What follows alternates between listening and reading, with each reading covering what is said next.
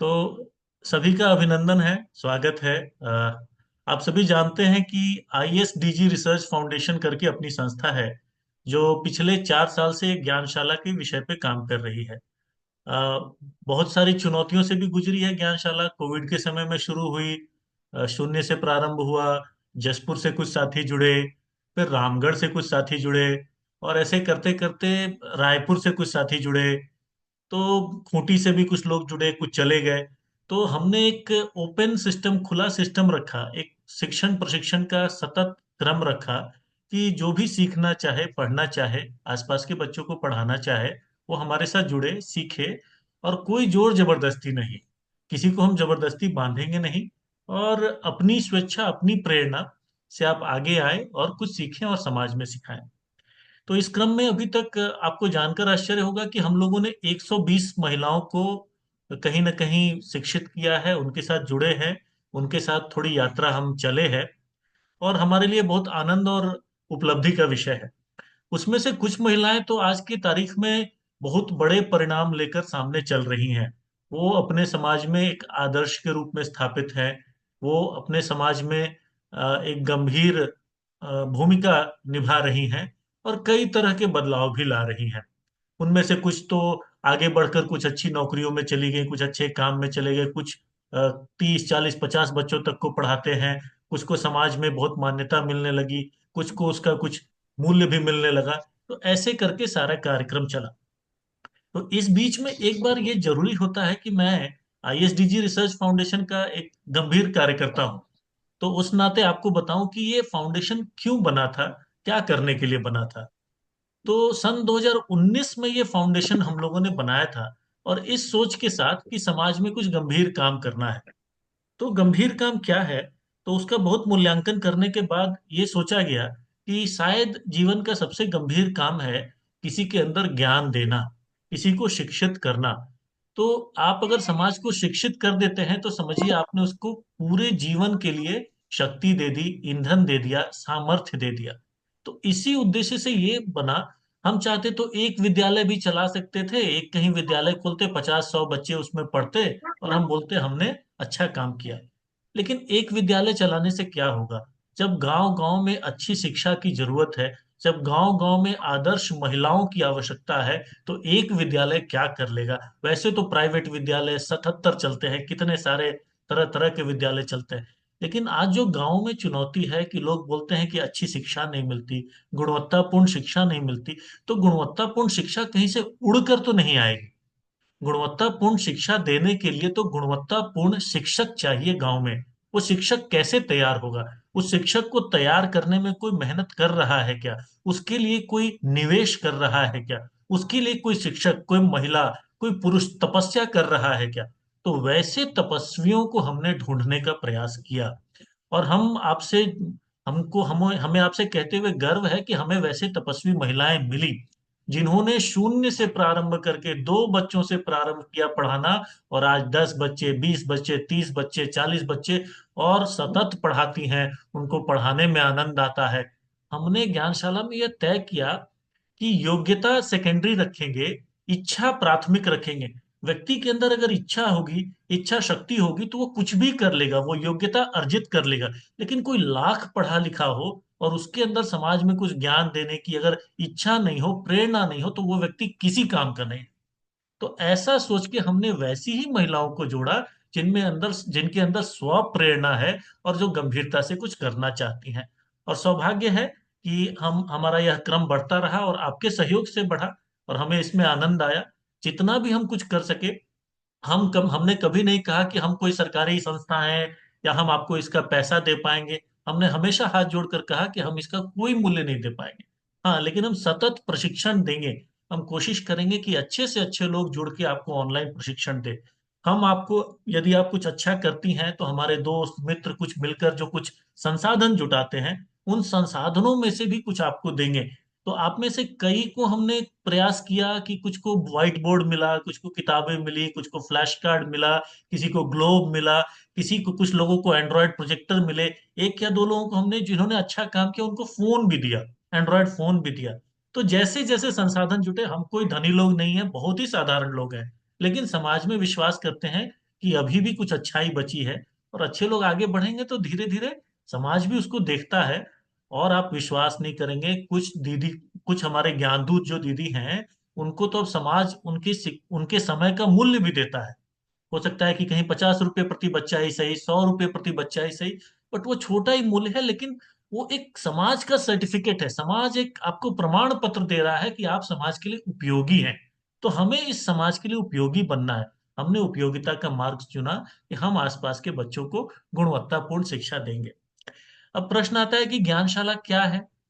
तो ज्ञानशाला ये एक गुणवत्तापूर्ण शिक्षा, प्राथमिक शिक्षा कक्षा 1 से 5 मुख्यतः, उसके ऊपर आप पढ़ाते हैं तो बहुत अच्छी बात है, नीचे भी पढ़ाते हैं तो अच्छी बात है, लेकिन 1 से 5 मुख्यतः, जिसमें भारत के प्रधानमंत्री नरेंद्र मोदी और सारे विचारक चिंतक चिंता करते हैं कि फाउंडेशनल लिटरेसी एंड न्यूमरेसी का जो विषय है, वहां बच्चों की नींव में जो कमियां रह जाती हैं, नींव की जो ईंटें गायब हो जाती हैं, तो उसके बाद जो बच्चे का व्यक्तित्व बनता है, वह पूरा व्यक्तित्व कमजोर बन जाता है। उसमें आत्मविश्वास की कमी होती है, उसमें चुनौतियों से लड़ने की कमी होती है, वह समाज में कहीं ना कहीं कुंठा का शिकार होता है। तो आप वह काम कर रही हैं, आप वह नींव की ईंटें मजबूत कर रही हैं जिसकी ओर पूरा भारत अपेक्षा से देख रहा है। आप नया भारत बना रही हैं। ज्ञानशाला कोई साधारण काम नहीं है, और कोई भी ज्ञानदूत साधारण नहीं है। यह इतनी बड़ी तपस्या का प्रक्रम है जिसकी कल्पना कोई और नहीं कर सकता है।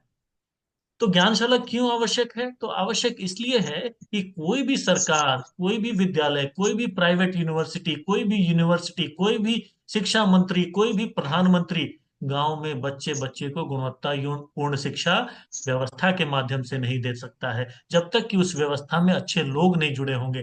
तो आप वो अच्छे लोग हैं जिसके अंदर प्रेरणा भी है, इच्छा शक्ति भी है, और जिसके अंदर कल्पना है कि हम आसपास के बच्चों को गुणवत्तापूर्ण शिक्षा देंगे। तो समझिए कि आप भारत के मिशन पे लगे हैं और बड़ा काम कर रहे हैं।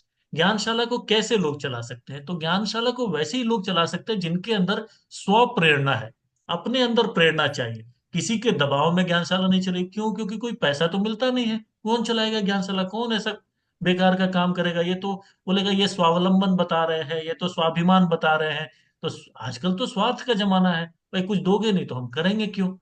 तो जो स्वावलंबन, स्वाभिमान, स्व प्रेरणा से जब व्यक्ति काम करता है समाज में और समाज की सेवा करता है, तो निश्चित मानिए एक न एक दिन समाज उसका मूल्य आपको लौटाता है। और इसके उदाहरण हमारे पास जीवित उदाहरण है, हमें कहीं दूर जाने की आवश्यकता नहीं है। हमने इसको, हम समाज को देखा है कि समाज लौटाता है। तो आप पूछेंगे ज्ञानशाला चलाने से लाभ क्या है? तो लाभ यही है कि आपको स्कूल में पढ़ने से क्या लाभ हुआ। आप शिक्षित हुए, आप योग्य बने। आप उसी तरह से ज्ञानशाला में जब आप काम करते हैं, ज्ञानशाला चलाते हैं, आसपास के बच्चों को पढ़ाते हैं, तो आपको समाज देखता है कि अरे कितनी गंभीरता से कोई प्रयास कर रहा है, अरे मेरे बच्चों का कोई ध्यान रख रहा है, मेरा बच्चा जो बिगड़ता जा रहा था उसे रास्ते पर ला रहा है, मेरा बच्चा जो दिन रात मोबाइल में डूबा हुआ था उसे कोई 1 घंटे पढ़ाता तो है, कोई उसे व्यवहार तो सिखाता है, कोई उसे संस्कार तो सिखाता है। तो ये सारे काम आप करती हैं, इसके बदले में आपका मेहनत लगता है, आपका समय लगता है, आपका स्थान लगता है, आपका बिजली बत्ती भी लगता होगा। इसके बदले में मिलता क्या है? तो आपको आत्म संतोष मिलता होगा, आनंद भी मिल सकता है, आपको समाज में सम्मान मिलता होगा, आपको समाज में हो सकता है बच्चों का प्यार मिलता होगा, उनका सम्मान मिलता है। गुरु का जो सम्मान है वो अतुलनीय है। और दूसरा हो सकता है कि समाज से कुछ मूल्य मिलता होगा, और थोड़ा बहुत हमसे कहीं कहीं सहयोग, सारे लोगों को नहीं मिल पाया होगा, कुछ लोग छूटे होंगे, लेकिन जो अच्छा काम करेंगे उन पे हम नजर रखने की कोशिश करते हैं, है ना? तो अब ज्ञानशाला चलाने के लिए क्या चाहिए? तो आपको अपना एक कमरा लगता होगा, आपको एक व्हाइट बोर्ड लगेगा, कुछ कॉपी किताब चाहिए, आपको कुछ अच्छे 2 4 किताब रखने होंगे जिसमें कुछ तरह तरह के एक्सरसाइजेज हों जिनसे आप बच्चों को कुछ सिखा सके। आपके पास कुछ छोटे मोटे खिलौने भी आपने कुछ जोड़ के रखे होंगे जिनसे बच्चों को आप व्यस्त करते होंगे। उसके बाद, इन संसाधनों के बाद, एक ज्ञानशाला का बैनर लगाते होंगे आप। उसके बाद आपको बच्चे चाहिए। तो बच थोड़ा बच्चा से। हाँ, तो बच्चे आपको तभी मिलेंगे, जानते हैं, बच्चों से ज्यादा स्मार्ट कोई नहीं होता। बच्चे कहीं गलत जगह नहीं टिकेंगे। बच्चों को अगर मन नहीं लगेगा तो वो तीसरे दिन से आना बंद कर देंगे। तो यदि आपकी ज्ञानशाला चल रही है और आपके पास बच्चे आ रहे हैं, 5 बच्चे, 10 बच्चे लगातार आ रहे हैं, तो समझिए आप बहुत ही सफल व्यक्ति हैं। आपके अंदर कुछ विशेष गुण है जिससे कि बच्चे आपकी ओर आकृष्ट होते हैं। नहीं तो पकड़ पकड़ के लोग बच्चों के पीछे जाते हैं, बच्चे पकड़ में नहीं आते। तो जो अपने पास बच्चों को संभाल लेता है, 1 घंटा 2 घंटा उनको मैनेज कर लेता है, उनको प्रेरित कर लेता है, वो तो कलाकार है, वो शिक्षक है, वो कला शिक्षक ही जानता है। तो आप उस स्तर पे है। तो इस तरह से आपको कुछ संसाधन चाहिए और बच्चे चाहिए, वहां से ज्ञानशाला का प्रारंभ हो जाता है। अब विषय आता है कि एक बात जानना जरूरी है कि आपकी ज्ञानशाला कैसी चलती है। इसके बारे में आप खुद समझेंगे कि आपकी ज्ञानशाला कैसी चलती है, उसका मूल्यांकन कैसे करें। तो ज्ञानशाला में कितने बच्चे आते हैं, बच्चे रूटीनली आते हैं कि नहीं, आप कुछ रचनात्मक कर पाती हैं कि नहीं, आप कुछ उसका फोटो वीडियो ग्रुप में डालती हैं, उस पे भी लोग टिप्पणी देते हैं, उससे भी पता चलता है कि आपकी ज्ञानशाला क्या है, कैसी है। एक बहुत महत्वपूर्ण बात आती है कि गांव समाज में जब हम काम करते हैं, हम गांव में काम करते हैं, तो वहां पे परिवार और समाज का सहयोग बहुत मायने रखता है। कई बार पता चला कि आपके परिवार में ही कोई बोलेगा, अरे क्या बिना मतलब का आप काम करती हैं, क्या करना है आपको बच्चों को पढ़ा के, क्यों अपना समय बर्बाद करती हैं। ऐसी चुनौतियां भी आती होंगी। तो इन चुनौतियों को पार करके जो लोग आगे निकल रहे हो, तो मतलब वो वंदन के तुल्य है। उनका हम लोग सभी वंदन करते हैं। और जिनको सहयोग मिल रहा है वो बहुत ही सौभाग्यशाली हैं कि उनका परिवार, उनका समाज सहयोग करता है। वह कहता है लोगों से कि इनसे सीखो, इनको देखो। तो ये बहुत ही प्रेरणा का विषय है। अगला विषय हमारे लिए महत्वपूर्ण आता है कि एक बात ये जानने योग्य है कि ट्रेनिंग हम मोटा मोटी प्रत्येक रविवार को कराते हैं। कभी कभी पर्व है, त्योहार है, कुछ है, तो उसमें कुछ अंतर आता है।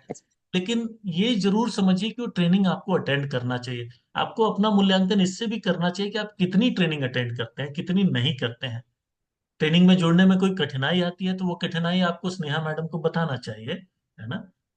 ट्रेनिंग की गुणवत्ता कैसे लगती है, आज एक सर्वे का फॉर्म भी आपको भेजा है, कि उसमें आप लोग खुल के अपने हृदय की बात लिखिए, तो पता चलेगा कि आपकी कल्पना क्या है, आप चाहते क्या है, और उस हिसाब से कुछ और अच्छा किया जा सकता है। तो हम लोग कोशिश करेंगे, सभी मिलकर कोशिश करेंगे। तो ट्रेनिंग की गुणवत्ता कैसी लगती है उस पर भी फीडबैक देंगे, तो और अच्छा होगा। हो सकता है कि कल को हम अपने प्रशिक्षकों से निवेदन करेंगे कि आप छोटे छोटे प्रेजेंटेशन भी बना के लाइए, उससे ध्यान देने में आसानी होती है। तो वैसा प्रयोग भी हम कर सकते हैं। तो ये सारे काम किए जा सकते हैं, जो संभव हमारे ओर से है वो हम करेंगे। दूसरा विषय है कि मान लीजिए आप ट्रेनिंग नहीं अटेंड कर पाए, तो आपका जो भी ट्रेनिंग का सेशन रहता है उसका यूट्यूब पर वीडियो डाल दिया जाता है। तो क्या आप यूट्यूब पे जाकर उसको रिवाइज करते हैं, देखते हैं, क्योंकि सभी विषय महत्वपूर्ण है। देखिए, ये जो अवधारणाएं हैं ना, ये व्यक्तित्व विकास के नींव की ईंटें हैं। एक अवधारणा छूटी तो वो नींव कमजोर हुई। तो हमें उसको, वो अवधारणा को साधारण नहीं लेना चाहिए। एक जोड़ की भी अवधारणा है, एक गुणा की अवधारणा है, एक भाग देने की अवधारणा है। ये साधारण अवधारणाएं नहीं, इसमें इतना मौलिक चिंतन छिपा हुआ है। तो बारंबार जोड़ करने की प्रक्रिया ही गुणा हो जाती है, बारंबार घटाने की प्रक्रिया ही भाग बन जाता है। तो इस तरह से जब चीजों को गंभीरता से समझेंगे, जब हम देखेंगे, तो हमें लगेगा कि हर अवधारणा महत्वपूर्ण है। तो हमें अपने, अगर कक्षा छूट गई है तो इसी के लिए मेहनत करके वो यूट्यूब पे डाल दिया जाता है कि आप उसको देख ले, कि आप उसको, कम से कम आपका वो विषय छूट नहीं जाए। फिर एक और मूल्यांकन का विषय आता है कि हमेशा ध्यान देना चाहिए कि आपके ज्ञानशाला में कितने बच्चे हैं, 5 बच्चे हैं, 7 बच्चे हैं, 10 बच्चे हैं, 15 बच्चे हैं। ये इसका मूल्यांकन कीजिए। बच्चे घटते हैं तो उसका कारण समझने की कोशिश कीजिए, क्या हो रहा है। कि आपका कहीं मोटिवेशन लेवल डाउन हो गया, कि आप अच्छे से पढ़ा नहीं पा रहे, ध्यान नहीं दे पा रहे, किसी चिंता में डूबे हुए, किसी तनाव में है, तो उसका प्रभाव भी बच्चों पे दिखेगा। या फिर बच्चों को कुछ और रोचक कुछ चाहिए, बच्चों की अपेक्षा कुछ और है, तो उसको भी समझने की कोशिश कीजिए। तो जब आप अपने आसपास की चीजों को गंभीरता से देखेंगे, उस पर चिंतन करेंगे, मंथन करेंगे, तो आपसे ज्यादा जानकार कोई और नहीं है इन परिस्थितियों के लिए। तो इसका मूल्यांकन जरूर रखिए कि बच्चे कितने हैं, और कितनी कितनी गंभीरता से वो आते हैं, रोज आते हैं कि 2 दिन के बाद आते हैं, क्या करते हैं। ये भी समझना बहुत जरूरी है कि बच्चों को हमारी शिक्षा से कुछ लाभ होता है कि नहीं। तो इसका मूल्यांकन कैसे करेंगे। तो आपको देखना चाहिए कि बच्चा 6 महीना पहले या 3 महीना पहले किस स्थिति में था, वो कैसे बोलता था, बात करता था, संवाद कैसे करता था, उसका आत्मविश्वास कैसा था, वह प्रश्न कैसे बना लेता था, किन प्रश्नों में उसको चुनौती आती थी। तो इस तरह से जब गंभीरता से आप बच्चों का मूल्यांकन रखेंगे, तो आपको पता चलेगा कि बच्चों को वास्तव में लाभ हो रहा है कि नहीं। और बच्चों को लाभ होना चाहिए। किसी को भी हमसे, हम तभी उपयोगी हैं जब दूसरे को हमसे कुछ लाभ होगा, नहीं तो क्यों पूछने वाला है कोई। हम में से किसी को कोई नहीं पूछेगा, अगर हम किसी के लिए उपयोगी नहीं रहेंगे तो कोई नहीं पूछेगा। तो हमें अपनी उपयोगिता बच्चों के लिए, समाज के लिए, सबके लिए बनाकर रखनी चाहिए। यह भी ध्यान देना चाहिए कि आपके कुछ बच्चे सफल हुए क्या। आपका कोई बच्चा अगर बहुत अच्छी जाकर एक्टिंग करता है, आपका कोई बहुत बच्चा बहुत अच्छी कविता समाज के किसी मंच पर सुनाता है, आपका कोई बच्चा अगर जाके स्कूल में बहुत अच्छा परफॉर्मेंस देता है, तो यह यकीन मानिए कि उससे आपकी प्रतिष्ठा बढ़ेगी और सभी बोलेंगे कि वो आशा लकड़ा जी के ज्ञानशाला में पढ़ता है, या गीता जी के ज्ञानशाला में पढ़ता है, या निर्मला जी के ज्ञानशाला में पढ़ता है, या और भी किसी साथी के ज्ञानशाला। तो इसके लिए भी ध्यान देखिए दीजिए कि उनका व्यक्तित्व विकास हो। और यह भी देखिए कि आप निशुल्क अगर पढ़ाना शुरू करते हैं तो निश्चय निशुल्क पढ़ाना शुरू कीजिए, लेकिन 2 महीना 3 महीना बीतने पे समाज को जरूर संकेत कीजिए कि इस जो अगर आप अच्छा काम कर रहे हैं, निष्ठा से काम कर रहे हैं, तो इसका कुछ मूल्य भी होना चाहिए। इसके बारे में वो स्वयं चिंता करें। आप अगर मांगने में हिचक होती है तो कम से कम संकेत तो जरूर कीजिए कि आप स्वयं निर्णय करें और इसके बारे में कुछ बताएं, क्योंकि उससे कहीं ना कहीं मोटिवेशन तो मिलता है। एक और विषय, एक चीज ध्यान दीजिए कि जब आप ज्ञानशाला चलाती थी, चलाना आपने शुरू किया, उसके पहले और ज्ञानशाला चलाने के बाद क्या समाज में आपके सम्मान में वृद्धि हुई? सम्मान से कोई पैसा नहीं मिलता, उससे भूख नहीं मिटती, लेकिन हम सभी सम्मानित जीवन जीना चाहते हैं। तो अगर आपके सम्मान में वृद्धि होती है, लोग आपका ज्यादा रिगार्ड करते हैं, तो समझिए कि आप कुछ अच्छा कर रहे हैं। तो और विषय है कि ज्ञानशाला में क्या आपने अपने परिचय से एक या दो और ज्ञान दूत जोड़े हैं? क्योंकि देखिए ये विषय ऐसा है कि इसको तो अभियान की तरह ले चलने की आवश्यकता है। आज यह छोटे स्वरूप में है, कोई नहीं जानता है कल ये किसी बड़े स्वरूप में आ सकता है। तो वो हम प्रयास करेंगे सभी मिलकर, तो ये बड़े स्वरूप में जा सकता है। ठीक है। तो अगर आप कुछ बहुत अच्छा काम करते हैं तो वास्तव में आप विश्वास कीजिए कि हम उसको जानने के लिए इच्छुक हैं। आप उसके बारे में लिखिए। जैसे आशा लकड़ा जी ने अपनी क्लास शुरू की थी, तो उसकी कहानी जशपुर के सभी अखबारों में भेजी गई थी, सभी अखबारों में प्रमुखता से उनका नाम, उनका फोटो, सब कुछ छपा। तो गीता जी की कहानी सभी लोगों ने सुनी है, निर्मला जी के बारे में कई लोग जानते हैं, और भी कुछ लोग हैं। धरसींवा से एक हमारी ज्ञानदूत थी, उनके बारे में बहुत लोग जानते थे। तो अगर आपको लगता है कि आपने कुछ अच्छा किया है, तो कृपया कम से कम एक पैराग्राफ लिख भेजिए, कोई एक फोटो भेजिए। हम उसको कोशिश करेंगे कि हम उसको सही मंच तक पहुंचाए। थान सिंह जी हमारे बहुत पुराने ज्ञानदूत हैं। उन्होंने बच्चों को लेकर, वो सुबह निकल जाते थे, वो उनको योग भी कराते थे, उनको व्यायाम भी कराते थे, उसके बाद पढ़ाते भी थे। तो उनके बारे में भी काफी लोग जानते हैं। तो ऐसा करके हम अपने आपके आपकी सफलता की, आपकी तपस्या की कहानी समाज को बताने के लिए हम इच्छुक हैं। हम करेंगे, है ना। एक और बात है कि आपको अपनी ज्ञानशाला को अच्छा बनाने के लिए और क्या क्या करना है, इसके बारे में भी उस सर्वे फॉर्म में कुछ है, उसमें जरूर लिखिए। आपको अपनी ज्ञानशाला को और अच्छा बनाने के लिए क्या क्या जरूरी है, क्या आप खुद कर सकती हैं, कहाँ कुछ सहयोग चाहिए। तो हम उस पर धीरे धीरे विचार करेंगे, टीम की तरह विचार करेंगे। कुछ अगर संसाधन जुट पाएंगे तो सहयोग भी सोचेंगे, और उस पर हम आगे बढ़ेंगे। और इस पूरे ज्ञानशाला कार्यक्रम को, ये जो हम कार्यक्रम करते हैं, ट्रेनिंग करते हैं, आप गांव में पढ़ाते हैं, हम कुछ संसाधन सहयोग लाते हैं, आप समाज के लिए काम करते हैं, ये सारा जो प्रक्रम है, हम लोग कुछ लिखते पढ़ते भी हैं, हम कुछ किताबें भी निकालते हैं। 2 किताबें हम लोगों ने अभी तक प्रकाशित की हैं। पता नहीं सभी को मिली हैं कि नहीं, लेकिन कुछ लोगों को तो जरूर मिली हैं। एक फाउंडेशनल लर्निंग, और दूसरा कुशल बचपन। कुशल बचपन में बच्चों के जीवन कौशल के बारे में अभ्यास है, कहानियां हैं। और फाउंडेशनल लर्निंग में मात्र 70 पन्ने में हिंदी, अंग्रेजी, गणित का कक्षा 1 से 5 तक जो मौलिक जो अवधारणाएं हैं उनके बारे में जानकारी है, और उन पे मूल्यांकन प्रश्न भी है। तो अगर किसी को ये किताबें नहीं मिली हैं, तो वो स्नेहा मैडम को लिख संदेश भेज सकते हैं, उनको ये किताबें व्यवस्था कराना हमारी जिम्मेदारी। हम उसको आपके पास डाक से भेजेंगे, है ना। तो इतना ही बातें मुझे करनी थी, मैं बहुत ज्यादा समय नहीं लूंगा। लेकिन इस बीच में मैं 2-3 ज्ञान दूतों से अपेक्षा करूंगा कि वो अपनी यात्रा के बारे में संक्षेप में 5-5 मिनट का समय लेके बताए, और खुलकर बताए, जो चुनौती आई, जो कठिनाई आई, जो उपलब्धि मिली, जो सम्मान मिला, जो नुकसान हुआ, सब कुछ बताएं। तो सब, और कैमरा ऑन करके बताएंगे। सबसे पहले मैं गीता जी से निवेदन करूंगा। गीता जी रामगढ़ गोला की रहने वाली हैं, काफी कर्मठ महिला हैं।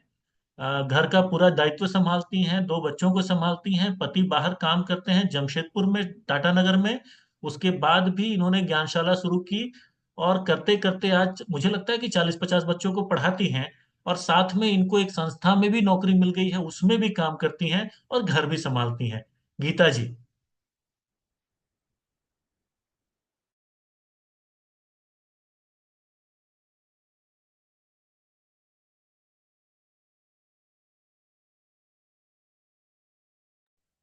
आपका माइक माइक ऑन कीजिए। Okay, sorry sorry. जी, सभी को नमस्ते। मेरा नाम गीता देवी है और मैं रामगढ़ जिला के गोला प्रखंड के सोनडिमरा गांव से हूँ। और अभी हम 2019 से ज्ञानशाला चला रहे थे और चला ही रहे हैं। और पहले हम घर घर जाके लोग बच्चों को पढ़ाते थे, और अभी तो अपने घर पे ही पढ़ा रहे हैं।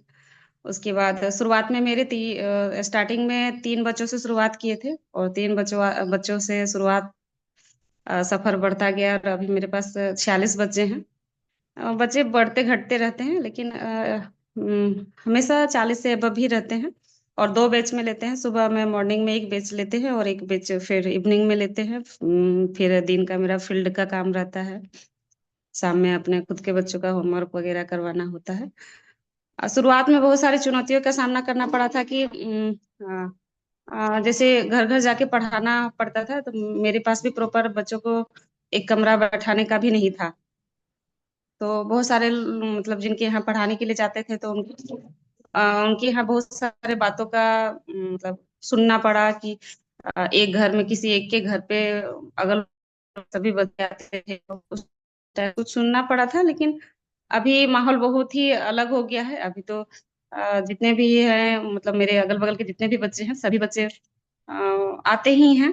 और कुछ बच्चे, कुछ पेरेंट्स भी बीच बीच में मिलने के लिए आते हैं। वो भी बताते हैं कि आज आपके ज्ञानशाला की वजह से मेरे बच्चों का डेली रूटीन है वो चेंज हो गया है। बच्चे लेट तक सोए रहते थे, लेकिन अभी मॉर्निंग में हम 6 बजे क्लास रखते हैं, तो बच्चे 5:30 बजे 5 बजे उठ के ही तैयार होके फ्रेश अप होके सारे आ जाते हैं। तो बच्चों का बिहेवियर में भी बदलाव आया है। और, पढ़ाई के साथ एक्टिविटी भी कराते हैं, तो उससे भी सीखते हैं बच्चे। और जो संस्कार वाली बातें हो गई, वो सब भी सिखाते हैं। तो पेरेंट्स भी बोलते हैं कि बच्चों का बिहेवियर में भी बदलाव आया है, बच्चे पहले कहना नहीं मानते थे। तो वो सब बदलाव आया है। साथ में बीच बीच में ज्ञानशाला के माध्यम से ये पेरेंट्स मीटिंग बीच में एक बार हुआ था, तो उससे भी मेरा ज्ञानशाला में बहुत अच्छा रिजल्ट देखने को मिला था। सर से निवेदन करेंगे कि वो पेरेंट्स मीटिंग जो है, पेरेंट्स कुछ कुछ बच्चों के पेरेंट्स अभी भी पूछते हैं कि उस तरह का मीटिंग नहीं होगा। हम भी अपने बच्चों के बारे में कुछ सवाल रखते हैं मैम से। बच्चे घर में कुछ तंग करते हैं, तो ये सवाल हम उनसे रखते।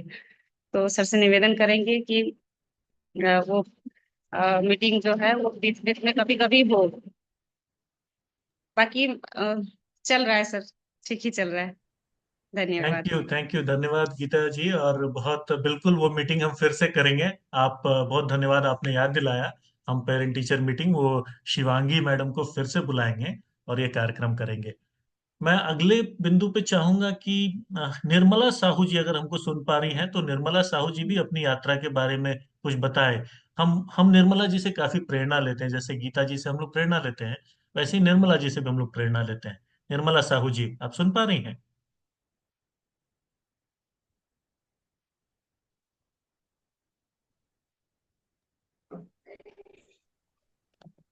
Hello sir. हाँ निर्मला जी, बताइए अपनी यात्रा के बारे में।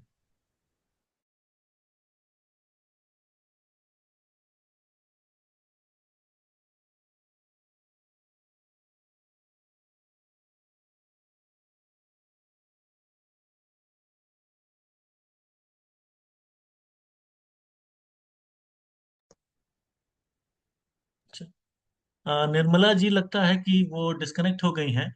इस बीच में मैं थान सिंह जी, हमारे बहुत पुराने साथी हैं, छत्तीसगढ़ रायपुर से हैं। थान सिंह जी, आप सुन पा रहे हैं हमें?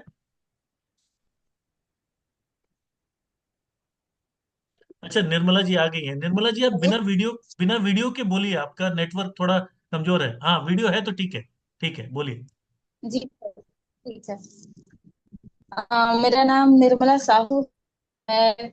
नारिता सबेल गांव डिस्ट्रिक्ट जसपुर से हूँ। और जब से ये ज्ञानशाला शुरू हुआ, तभी से मैंने शुरू से ही इससे जुड़कर बच्चों को पढ़ाना शुरू किया। स्टार्टिंग में जब मैं बच्चों को पढ़ाना शुरू कर दी, दिमाग में ये ख्याल था कि अगर मैं बच्चों को किसी के भी काम आ सकती हूँ, कुछ भी लोग मेरे जरिए कुछ सीख सकते हैं, तो मुझे वो बिल्कुल सिखाना चाहिए। अगर मुझसे कोई 10 बच्चे भी अगर सीख लेते हैं और अपना रूटीन अच्छा करते हैं, तो मैं सफल हूँ, मैं मेरे स्वयं के लिए। तो ये चीज काफी अच्छा रहा, ये शुरुआत भी बहुत अच्छा रहा मेरे साथ। गांव के लोग भी अपने बच्चों को भेजे, और मेरे घर के लोगों ने भी सपोर्ट किया, सहयोग किया, इस काम को करने दिया, तो मैं कर पाई। शुरू में मैं भी लोगों के घर जाकर बच्चों को पढ़ाती थी, मतलब बस्ती बस्ती में इकट्ठा करके। अब मैं मेरे घर में ही जो बच्चे आते हैं उन्हीं को पढ़ाती हूँ। पहले थोड़ा टाइम ज्यादा था तो मैं 3 बैच ले लेती थी, अब नहीं ले पाती। अब एक बैच करती हूँ शाम के समय में। बाकी पढ़ाई कंटिन्यू चल रही है। बीच बीच में जैसा अभी त्योहार था तो थोड़ा छुट्टी वगैरह था, कभी सीजन हो जाता है बारिश वगैरह, तो बीच बीच में थोड़ा छुट्टी हो जाता है। बाकी क्लासेस चलती रहती हैं। और एक बात है कि समाज में हमें एक पहचान तो मिली है कि हाँ, ये फला घर की बहू है जो हमारे बच्चों को पढ़ाती हैं, और हमारे बच्चे इनसे सीखते हैं, समझते हैं। एक उनको ये लगता है कि हाँ, ये हमारे बच्चों को एक अच्छी चीजें दे रही हैं, संस्कार दे रही हैं। तो ये भावना उनकी जब हम हमारे प्रति देखते हैं तो बहुत अच्छा लगता है कि हम समाज के लिए कुछ कर पा रहे हैं। यही बस सर, यही है मेरा। धन्यवाद। थैंक यू निर्मला जी, आप प्रेरणा के स्रोत हैं। और हमने देखा है कि कठिनाइयों में भी आप कभी डिगी नहीं हैं और आप आगे बढ़ी हैं हमेशा। और आपने और भी लोगों को रास्ता दिखाया है, ज्ञानशाला में जोड़ा है, उन्हें प्रेरित किया है। आपका बहुत बहुत धन्यवाद है। अब मैं एक बार थान सिंह जी अगर सुन रहे हैं तो थान सिंह जी अपने बारे में आप बताएंगे। थान सिंह मांडे जी।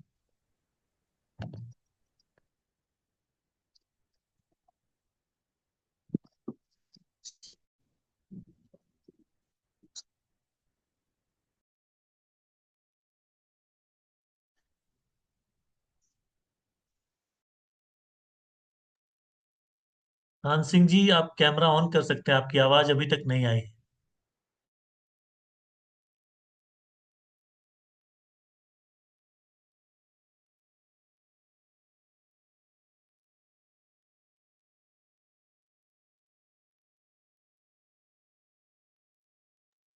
अच्छा, लगता है थान सिंह जी तक आवाज नहीं पहुंच रही है। मंजू भी हमारी एक पुरानी युवा साथी हैं, मंजू और काजल।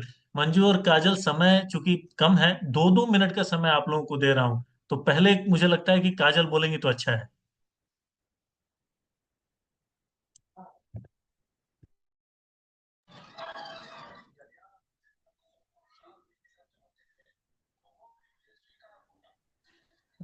काजल, आपको आवाज आ रही है? यस सर, आ रही। हाँ, तो अपनी यात्रा 2 मिनट में बताइए काजल, रामगढ़ से। मेरा नाम काजल कुमारी है। मैं गोला ब्लॉक रामगढ़ जिला की रहने वाली हूँ। मैं 2020 से पढ़ाना स्टार्ट किया था। दो बच्चों से लॉकडाउन के टाइम से पढ़ाना स्टार्ट किया था। वहां से ही मेरे बच्चे बढ़ने शुरू हुए, और मेरे बच्चे मतलब उतने नहीं आते थे, क्योंकि ऐसा होता है कि गांव में ज्यादातर लड़कियों के पास पढ़ने के लिए उतना भेजा नहीं जाता है किसी को। फिर भी जो अगल बगल के बच्चे थे वो आते थे, उसी से मेरा थोड़ा पहचान बढ़ना शुरू हुआ। उसके बाद मैं ज्ञानशाला से जुड़ी। ज्ञानशाला में जुड़ने के बाद फिर मेरे बच्चे और भी बढ़े, जिससे 40-50 तक बड़े होंगे। और इतना ज्ञानशाला से मुझे प्रोजेक्टर, ग्लोब, मैप ये सब मिलने के बाद और भी ज्यादा बच्चे मेरे पास जुड़े। और गार्जियन भी मिलने आते थे, बोलते थे कि मतलब जो ज्ञानशाला से मुझे चीजें मिली है उससे और ज्यादा डेवलप हो रहा है उनका माइंड।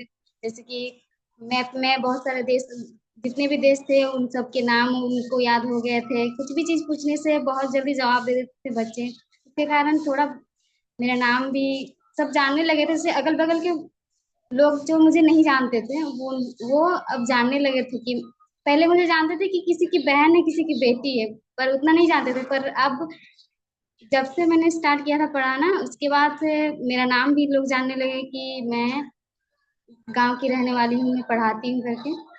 पर अभी मैं नहीं पढ़ा पा रही हूँ क्योंकि मैं जॉब कर रही हूँ कहीं और। धन्यवाद। बिल्कुल। आत्मविश्वास की अगली सीढ़ी पे काजल चली गई हैं। जॉब भी कीजिए, बहुत शुभकामना है, आप और धनी होइए। लेकिन 2-4 बच्चों को कहीं ना कहीं कुछ पढ़ाते रहिए, तो ज्ञानशाला की आत्मा मजबूत होती रहेगी। आपसे अपेक्षा रहेगी इतनी। मंजू है हमारे साथ।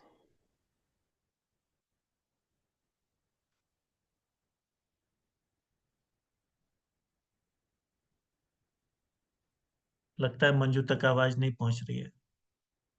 प्रियंका जी, आप सुन पा रही हैं प्रियंका जी?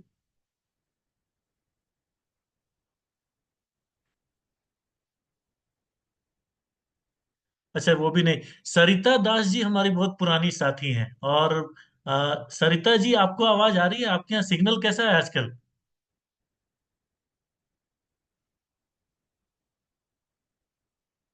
सरिता दीदी।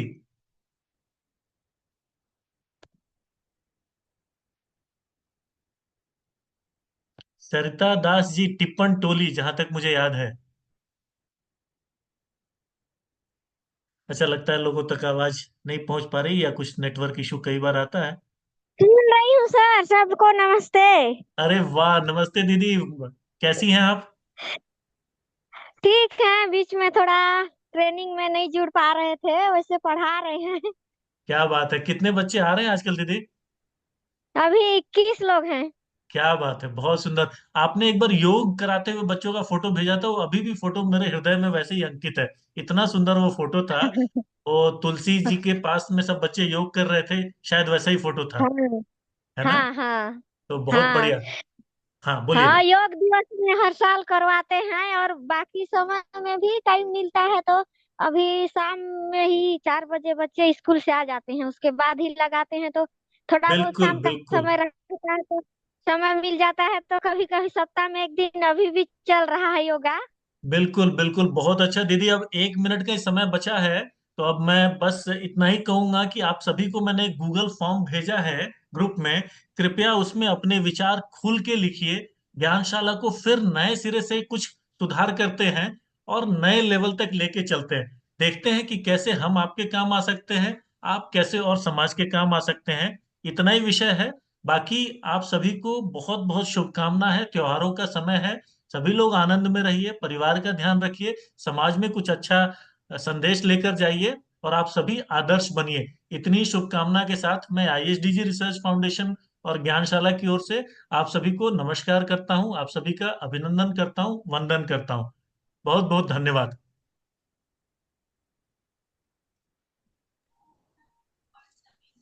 Thank you sir. धन्यवाद सर।